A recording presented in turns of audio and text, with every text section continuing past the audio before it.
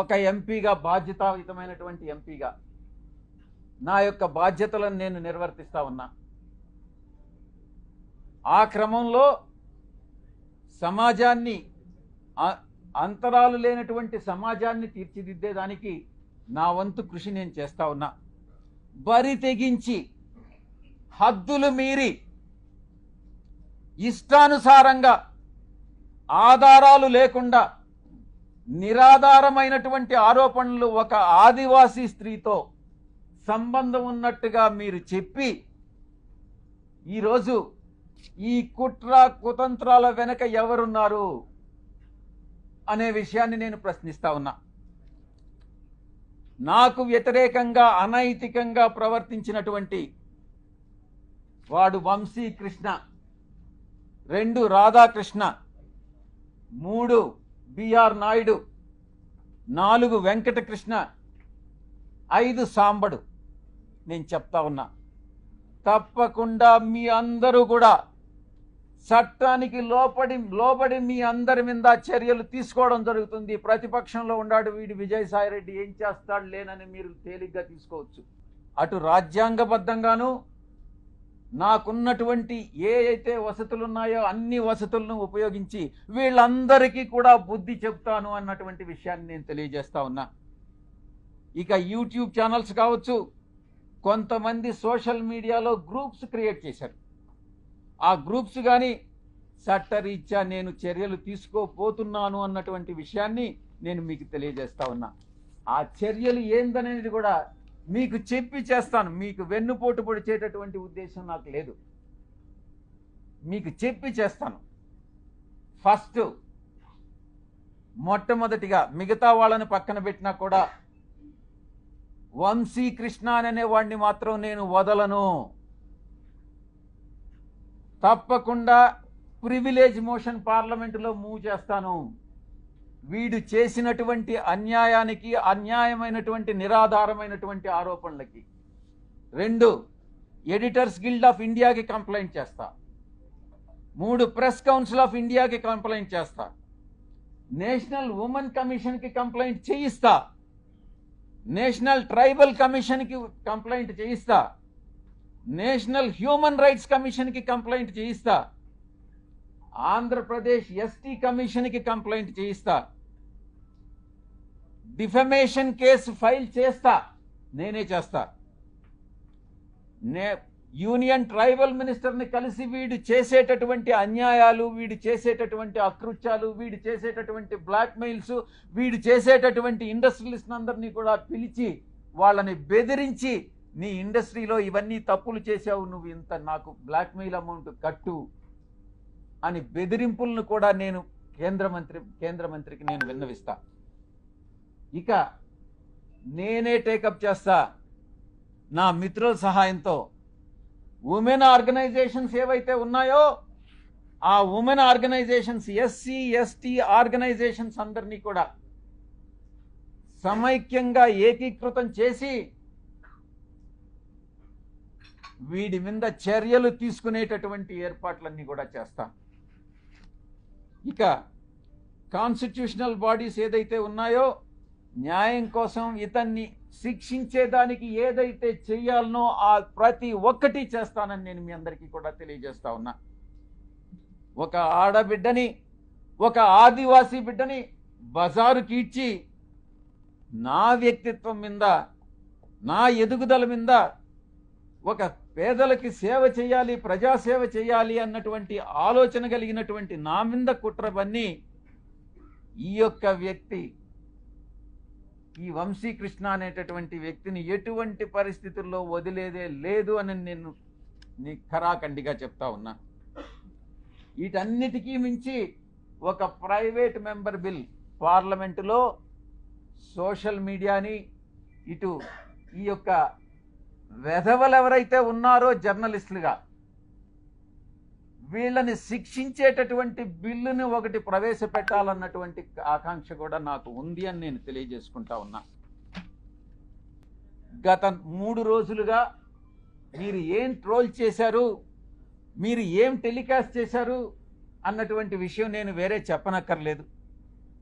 ఎవరికి మీరు ద్రోహం చేసింది, ఒక ఆదివాసీ మహిళకి, ఒక ఆదివాసీ అధికారినికి ఒక్కసారి ఏదో లేనిది ఉన్నట్టుగా చిత్రీకరించి అవాస్తవాలని, ఆధారాలు లేనటువంటి వాటిని టెలికాస్ట్ చేసి ఘోరమైనటువంటి తప్పిదం చేసినటువంటి ఛానల్స్ ఒకటి, మొట్టమొదటిది మహాన్యూస్.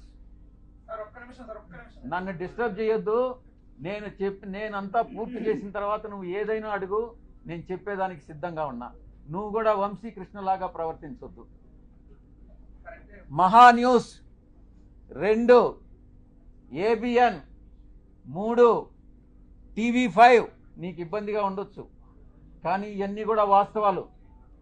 ఒక న్యూస్ని టెలికాస్ట్ చేసే ముందు దాని ఆధారాలు ఏంటి, ఎవరి మీద అయితే ఆరోపణలు చేస్తున్నామో ఆ ఆరోపణలు వాళ్ళతో చెకప్ చేసుకొని వాళ్ళ అభిప్రాయాలు తీసుకోవడం జర్నలిస్ట్ సాంప్రదాయాలకి శ్రీకారం చుట్టడం.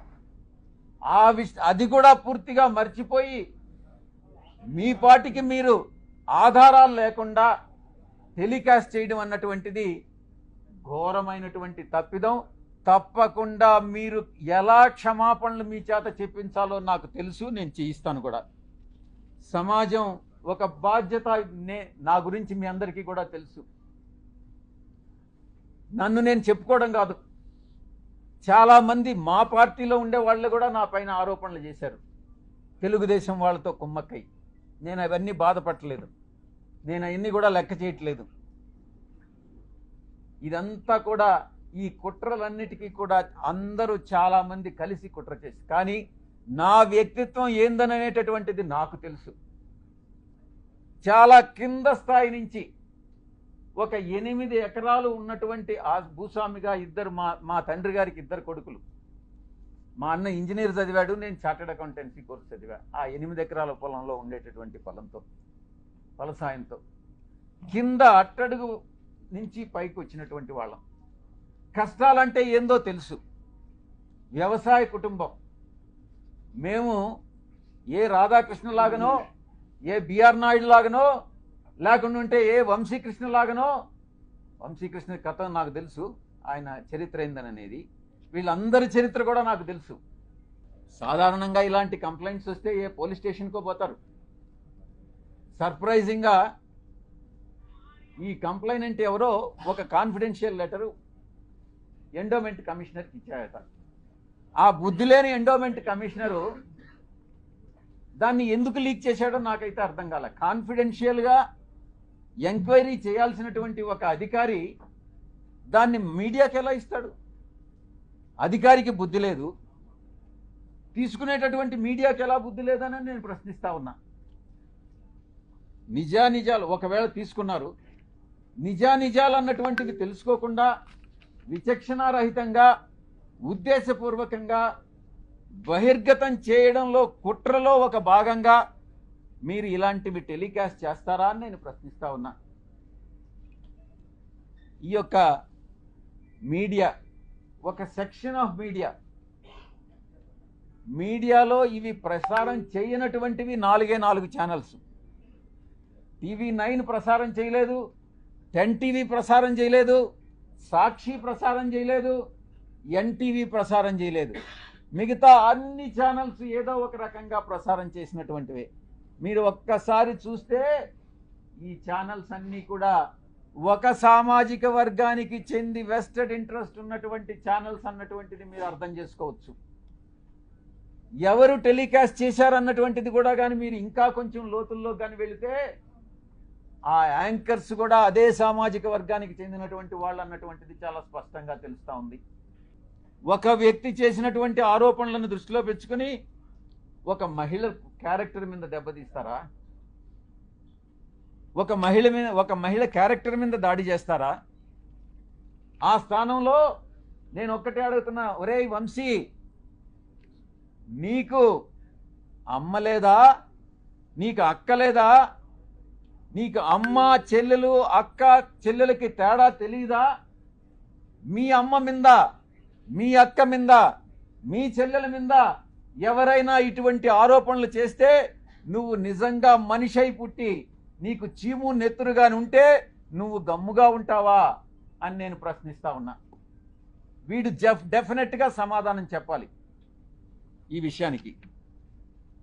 ఈ మారెళ్ల వంశీ అనేటటువంటి వాడు, ఆంధ్రజ్యోతి వెంకటకృష్ణ, టీవీ5 సాంబడు, వాళ్ళ పుట్టుక మీదనే నాకు అనుమానం ఉంది. నేను ఈరోజు చెప్తా ఉన్నా పత్రికాముఖంగా, ఒరేయ్ మీ పుట్టుక మీదనే నాకు అనుమానాలు ఉన్నాయిరా. మీ తల్లిదండ్రులకి ఎవరైనా DNA టెస్ట్ చేయించండి, మీరు కరెక్ట్గా పుట్టారా లేదా అని మిమ్మల్ని అడిగితే మీరు బాధపడతారా లేదా అన్నటువంటి విషయాన్ని ఒక్కసారి మీరు మీ మనసాక్షిని ప్రశ్నించుకోండిరా. అప్పుడు అర్థమవుతుంది మీకు మనసులో బాధ ఏంది అన్నటువంటిది. ఆరోపణలు చేయడం కాదు, బ్లాక్మెయిల్ చేయడం కాదు, డబ్బులు సంపాదించడం కాదు, మనిషి అయి పుట్టిన తర్వాత సమాజానికి సేవ చేయడం రా ముఖ్యం. మీలాగా డబ్బు సంపాదించుకొని మీ యొక్క స్వలాభం కోసం మీరు ఆనందాన్ని పొందడం కాదురా. ఈ యొక్క ఆవేదన అర్థం చేసుకోవాలి, నా యొక్క ఆవేదన. నేను ఒక్కటే అడుగుతా ఉన్నా, ఇదేనంట్రా మీ జర్నలిస్టిక్ విలువలు? ఇదేనా మీ జర్నలిస్టిక్ విలువలు?